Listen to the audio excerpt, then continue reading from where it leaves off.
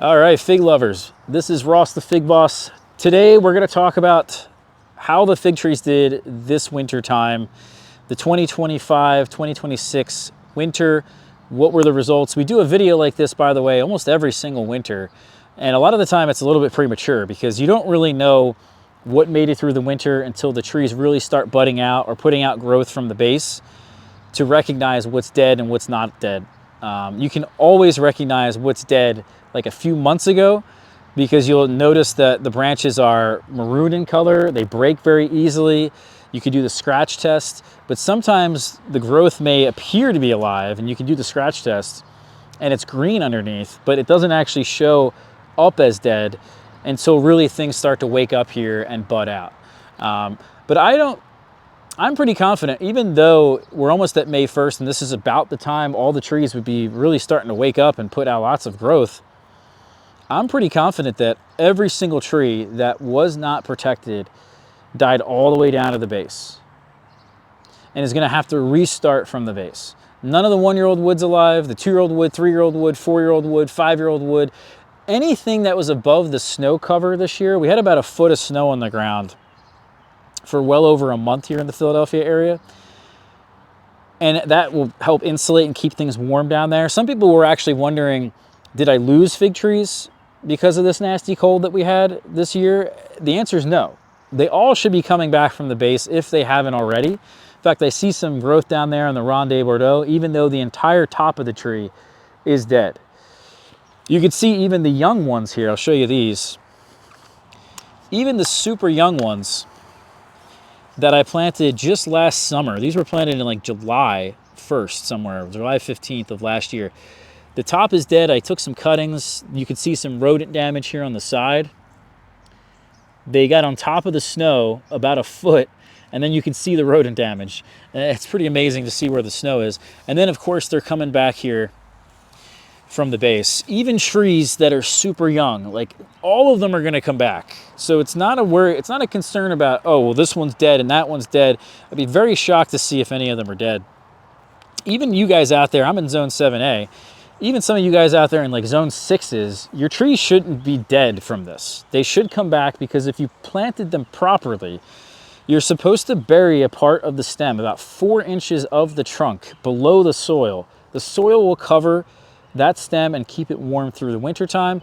And even if the top dies back, it'll always come back from the base. Really, really important tip. But anyway, so as I said, all the trees I think have died to the ground that were not protected.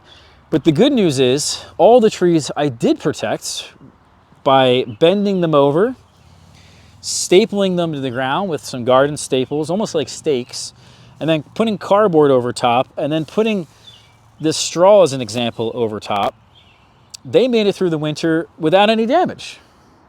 In fact, I did that to about 100 and some trees this year. So even though the trees that weren't protected are all the way down to the ground, the ones I did protect are actually looking pretty good. However, we had a really nasty late frost. So this has been probably a once in a decade type winter that you see in terms of extreme winter cold.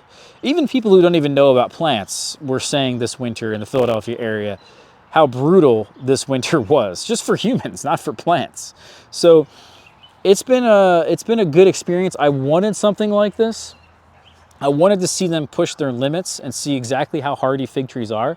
I've been saying fig trees are more hardy than we give them credit for, but I don't think that's the case. I think they really are hardy to about 0 degrees Fahrenheit. Maybe you can push it, but the problem is it's not just about the extreme winter temperature, it's about how long it's at that duration, or at the duration of that temperature. So there's so many factors involved, but generally, if we're getting below 5, we're starting to get to where we don't want to be there for the fig trees. So that's zone 7A, 0 to 5 degrees Fahrenheit.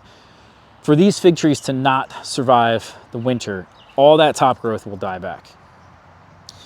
Now I was thinking, oh, maybe some of the 2-year-old wood, the 1-year-old wood will die, but maybe the 2-year-old wood, as it gets older, the 2-year-old wood will be more lignified and stronger to survive the winter. Some people actually will grow their fig trees out in pots for a couple years, then plant them in the ground, And because they're nice and hardy and lignified and they have some older wood, they should be more hardier than if you planted a young tree.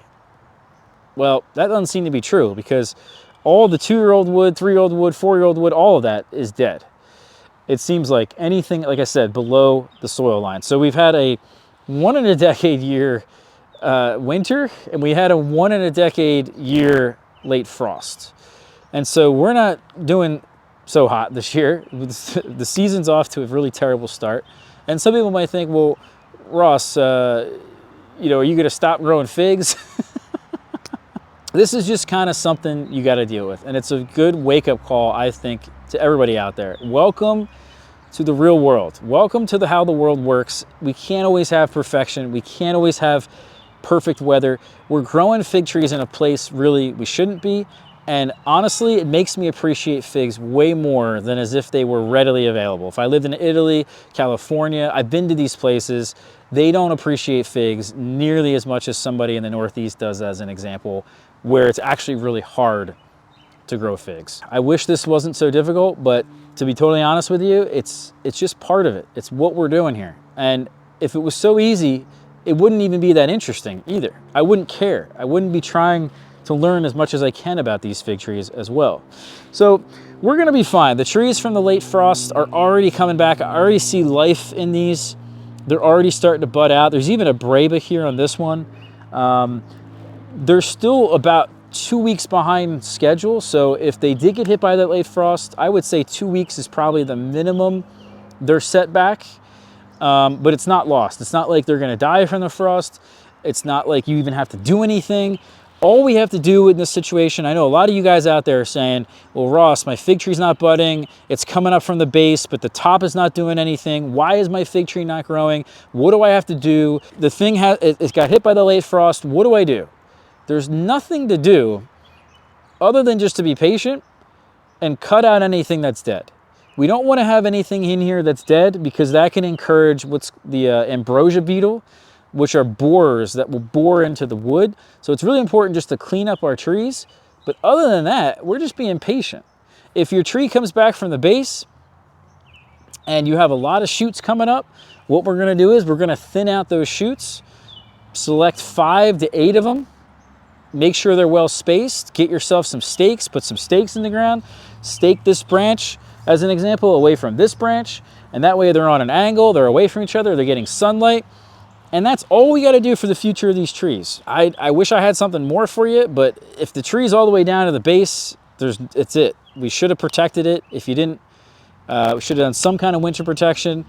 I highly recommend doing that, especially now going forward. So you guys out there, you don't want this to happen again?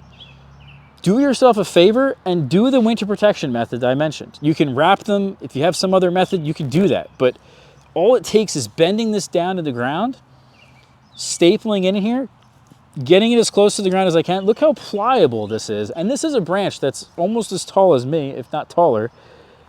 And we covered it with cardboard and straw and all kinds of things. And it's way better off than if it had to restart again from the base. Some of you guys out there, you probably have seen some videos and things and information that you've read that fig trees can fruit from total dieback. It will be very unlikely in my yard, in my microclimate, where I'm located across like over 100 varieties. If they resprout from the base, we don't have the top growth here preserved, they die all the way to the ground, they're not gonna fruit. I'm sorry, they're just not. I know the information says that they can. I know people show videos that they can. I've seen it myself, they can. But for most of you out there, depending on your microclimate, depending on where you live, depending on how much sunlight you have, depending on the spacing between your fig trees, it's unlikely that they're gonna fruit. And even if they do, the fruit's just gonna suck, honestly. It's not gonna be that good. You want amazing tasting figs? The figs that form up here on the tops of your branches that doesn't get damaged, those are the better tasting figs by a mile, especially if they're in the ground. That's the end of my spiel, but you know, I wish I had better results here. I wish I could say, oh yeah, this variety's hardy, but all of them, doesn't matter what it is. Moro de Caneva, all the way down to the ground. LSU Tiger, all the way to the ground. Celeste, all the way to the ground. Safrari, Hardy Chicago, Green Michurinska, all of them. Campanile, all of them. Now you can see the difference. Here's one that we bent over. Look how big this tree is. Bent the damn thing all the way to the ground, and you can see it's starting to bud out. And that's the trick. That's the secret sauce. Then what we can do is we can plop this back up, set it up straight with a stake, and this thing's going to be really productive going forward. All the other trees around it are just going to be cut down to the base. You're not going to see anything here. It's all going to be dead. And this thing's only going to be the only thing left standing, or one of the few trees in here I actually protected. And so it's really important to do this, not only for just to get fruit, but to set up the tree's life going forward. Because now, this tree here is going to grow really slowly this year. We might get we could get anywhere from 2 to 5 feet of new growth. I would expect probably about 2.5, 3 feet of new growth off this tree here. Same thing with the other one here. Whereas these other ones around it, depending on how old the tree is, they're going to grow 7 to 10, even 15 feet of new growth. They're going to come back with a vengeance. They're going to be like, look what the cold did, look what the pruning did, whatever it is. And they're going to grow so much that they're not going to fruit. It's going to be really healthy, by the way. It's going to be a huge tree. But it's just not what we want. We don't really need them to grow 10 to 15 feet. And the problem is that growth is not going to be lignified enough to withstand the next winter. So even though we had a really nasty cold here, that doesn't happen that often. Last winter was pretty brutal, but if we can just protect them for literally one season, like this guy here is protected, you can see it's leafing out and doing really good. This is going to grow way slower and lignify way better, and it'll be protected, or it'll be better suited, excuse me, going into this upcoming winter. So that's my little thing here. You guys want fig trees in the ground in colder zones? Protect them for at least 1 or maybe 2 winters. If you do that, you're going to see temperatures of 5 degrees Fahrenheit and everything's going to be all right. If we get something that was really brutal, like we did this year, well, we got to start over again. But that's, again, one in every 10 years. You can see that's coming down there from the base. That's Smith. And you can see all the top growth here that wasn't lignified. It's already maroon and dead and all kinds of stuff. Here's actually a shoot of Smith that I did protect. Now this would be really cool to see if it slows down and actually lignifies and maybe can even fruit this year. That would be pretty special. And then we can determine if it's hardy or not. Because if the damn thing didn't lignify properly, you're not even going to get it to survive like 20 degrees Fahrenheit, let alone 5. And so this cycle just happens all the time. Here's a Noir de Barbentane that I bent over and overwintered. Got same thing over here with the Italian 258. This thing is huge. It's above the house. So, you know, this is what I mean by if we were to let these trees come up from the base and then protect them, well, they've already grown like 10 feet. And so if you can't protect a branch down here that's maybe a bit smaller, you end up with just a huge, massive tree. Now, it'd be really cool if this winter was very mild and this tree didn't grow all that much and it actually lignified pretty good. I would have like a 20-foot Italian 258 tree in like 2 years. That'd be really cool, but how am I gonna get up there? Am I gonna get a ladder, walk on the roof? Pretty much like I said, even all the young ones here, I protected almost all of these. And they're coming back. They didn't appreciate that frost. You could see the damage there, but they are coming back. There's green, new healthy growth here. And the young ones are gonna they're gonna do their thing. It's all the trees that I've had established for years or a couple seasons at least, where we're gonna have to get them to restart. You know, like Vagabond's back there. Comuna Small Black did really well last winter. They're gonna have to restart while these other ones around it are gonna get established. And we're gonna finally get more of a view, I hope. If we can get some mild winters, the next winter coming up would be perfect.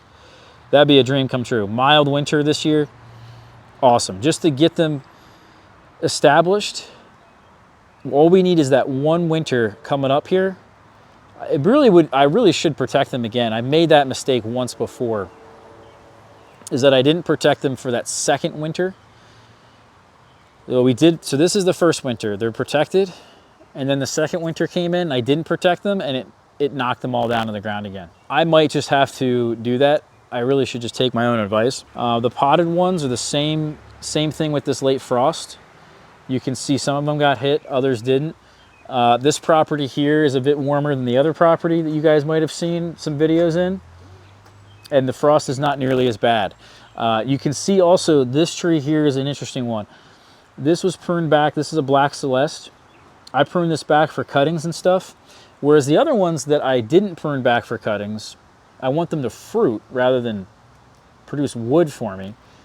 They ripen their fruit at an earlier date, about 2 weeks earlier. So this tree here, let's imagine this is a Black Celeste versus the one next to it that I pruned back heavily. This is gonna ripen fruit 2 weeks earlier. The cool thing is, this year at least, is that this thing was later to bud out, which is also what happens. Because you prune it back so much, it buds out later. And when it buds out later, it actually dodges that late frost. So in a way, a tree like this, even though it didn't get hit by frost, it was actually kind of good that I pruned back some of those trees. And that delayed the wake up process. Same thing here with this Figo Roxo tree I have. Anyway, guys, that is the video. I hope you enjoyed this one. It was a longer one, but I know a lot of you guys actually appreciate videos like this. Some people like the shorter ones, but in any case, please do me a favor, hit the like button, hit the subscribe button. We'll see you for the next video. Take care, guys. Have a good one.